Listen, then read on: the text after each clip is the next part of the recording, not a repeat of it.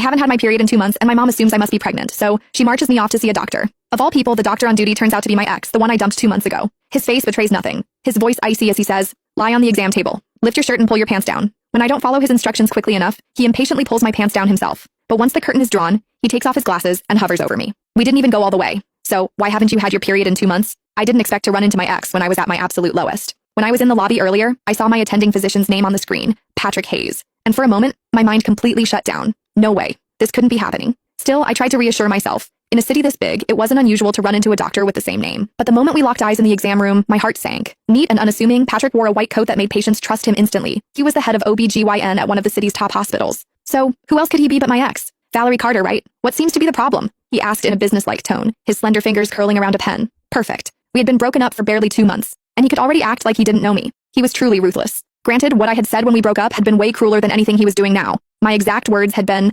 "Patrick Hayes, after today, the only way I'd even consider seeing you again is if you were lying in a hospital bed, begging me to." Now, they had come back to haunt me. We were really meeting again in a hospital, but this time I was at his mercy. He was the doctor, and I was just a patient waiting for my fate to be decided. Forget about gracing him with a visit. His schedule was completely booked, and I couldn't even snag a single slot myself. Ultimately, my mom had to fork out double the usual price and go through all kinds of trouble just to get an appointment from a scalper. Just moments ago, I overheard a group of young women leaving the clinic whispering excitedly about how handsome the doctor was. According to them, the social media hype wasn't an exaggeration. They didn't even need a prescription. Just seeing him in person was enough. He was devastatingly handsome, the kind of face that made them feel like they could live decades longer just to admire it. At the time, I was curious to see for myself. Was everyone named Patrick Hayes that good looking? Now that I had seen him, devastating was the right word. But I wasn't referring to his looks. I meant myself. I was usually